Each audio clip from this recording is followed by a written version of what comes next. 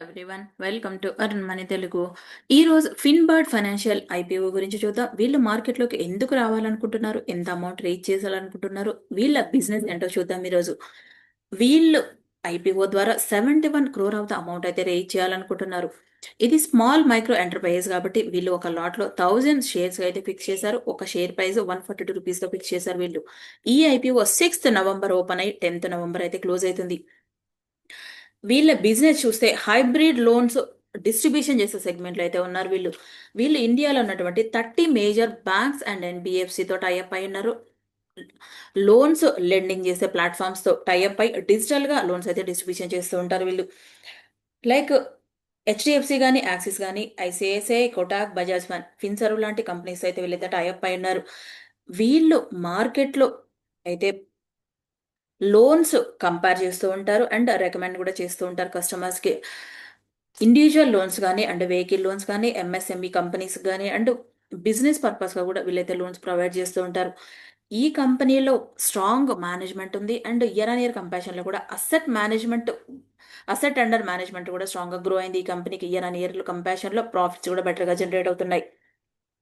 ఈ కంపెనీకి loans provide చేసే టైంలో వీళ్ళు కమిషన్ ద్వారా అయితే కొంత అమౌంట్ అయితే ఛార్జ్ చేస్తారు. ఈ కంపెనీ పాన్ ఇండియాలో ప్రెజెన్స్గా ఉంది. ఎక్కువగా కర్ణాటకలో అయితే ప్రెజెన్స్గా ఉంది. ఈ కంపెనీ బెంగళూరులో ఉంది కాబట్టి కర్ణాటకలో అయితే స్ట్రాంగ్గా ప్రెజెన్స్ ఉంది ఈ కంపెనీ టోటల్గా ఎంప్లాయీస్ కూడా 276 ఎంప్లాయీస్ అయితే ఉన్నారు.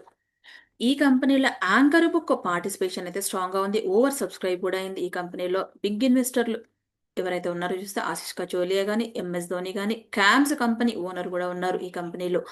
ఇది ఈ ఐపీఓ కైతే ఒక పాజిటివ్ అడ్వాంటేజ్గా ఉండే ఛాన్స్ అయితే ఉంది. అంటే ఈ కంపెనీ వీళ్ళతో పాటుగా కూడా బంధన్ మ్యూచువల్ ఫండ్ వాళ్ళు కూడా ఉన్నారు ఈ కంపెనీలో యాంకర్ బుక్ పార్టిసిపేషన్లో. ఈ కంపెనీకి రిటైల్ సెగ్మెంట్లో లోన్స్ ప్రొవైడ్ చేయడంలో అయితే స్ట్రాంగ్గా ప్రెజెన్స్ ఉంది. కొంత రిస్క్ కూడా ఫేస్ చేస్తుంది మార్కెట్లో. ఎక్కువగా అన్సెక్యూర్డ్ లోన్స్ ప్రొవైడ్ చేసే సెగ్మెంట్లోనే ఉన్నారు కాబట్టి వీళ్ళకి కొంత క్రెడిట్ రిస్క్ అయితే ఫేస్ చేయొచ్చు. వాటితో పాటుగా ఎక్స్టర్నల్ బారోయింగ్స్ అయితే చేస్తున్నారు వీళ్ళు కంపెనీ రన్ చేయడానికి. ఈ రీజన్ వల్ల కూడా కంపెనీలో కొంత లిక్విడిటీ కానీ అండ్ మార్జిన్ కూడా ఇంపాక్ట్ అయితే అవ్వచ్చు. ఆర్బీఐలో కూడా time to time rules and regulations changes అవుతూ ఉంటాయి అన్సెక్యూర్డ్ లోన్స్ ప్రొవైడ్ చేసే సెగ్మెంట్లో. ఈ రీజన్ వల్ల కూడా కంపెనీలో కొంచెం ఆపరేషన్స్ అయితే ఇంపాక్ట్ అయ్యే ఛాన్స్ ఉంది. ఈ కంపెనీ ప్రొవైడ్ చేసే లోన్స్ కూడా ఎక్కువగా నాన్ పర్ఫార్మింగ్ అసెట్స్గా అయితే కన్వర్ట్ అయ్యే ఛాన్స్ ఉంది కాబట్టి కొంత డిఫాల్టర్స్ కానీ అండ్ ఎకనామిక్ సెన్సిటివ్ సెగ్మెంట్లో కూడా కొంచెం అయితే ఇంపాక్ట్ అయితే చూపించవచ్చు.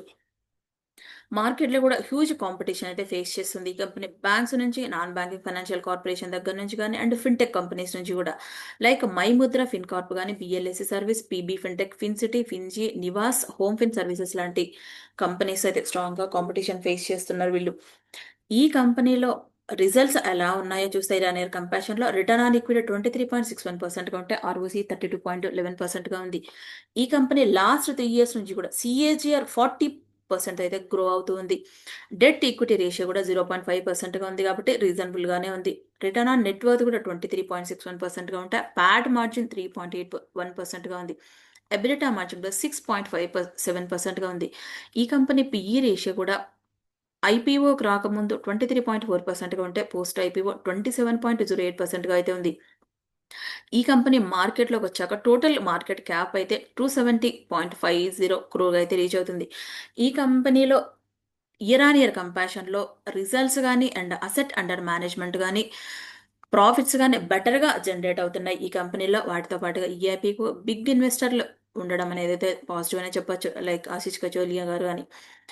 ఈ ఐపీఓలో ఇది ఎంఎస్ఎంఈ ఐపీఓ అయినా కూడా బిగ్ ఇన్వెస్టర్లు ఇన్వెస్ట్మెంట్ పెట్టారు అంటే ఈ కంపెనీ ఫ్యూచర్లో బెటర్గా గ్రో అవుతుంది అని ప్రిడిక్ట్ చేశాక మాత్రమే వీళ్ళైతే ఇన్వెస్ట్మెంట్ అయితే పెడుతూ ఉంటారు. బిగ్ ఇన్వెస్టర్లు పెట్టారు ఇన్వెస్ట్మెంట్ అంటే ఐపీఓ కానీ స్టాక్ కూడా పెరుగుతూనే ఉంటుంది మార్కెట్లో. లైక్ ఫర్ ఎగ్జాంపుల్ రీసెంట్గా వచ్చినటువంటి జైన్ రిసోర్స్ రీసైక్లింగ్ ఐపీఓ కూడా ఆశిష్ కచోలియా గారు అయితే ఇన్వెస్ట్మెంట్ పెట్టారు. ఈ ఐపీఓ నెగిటివ్లోనే లిస్ట్ అయింది. లిస్ట్ అయ్యే టైంలో అయితే అప్పటి నుంచి కూడా కంటిన్యూగా అప్ అయితే వెళ్తూనే ఉంది. బిగ్ ఇన్వెస్టర్లు ఉన్నారు అంటే మాత్రం ఈ ఐపీఓ అయితే అప్లై చేయొచ్చు అని నేనైతే అనుకుంటున్నాను. లాంగ్ టర్మ్ కింద కూడా గ్రో అయితే అవ్వచ్చు ఈ ఐపీఓ ఫ్యూచర్లో కూడా బెటర్గా గ్రో అవ్వడానికి అయితే ఛాన్స్ అయితే ఉంది. ఈ వీడియో కనుక మీకు నచ్చినట్టయితే లైక్ చేయండి, షేర్ చేయండి, కామెంట్ చేయండి, ఛానల్ని సబ్స్క్రైబ్ చేయండి. Thank you.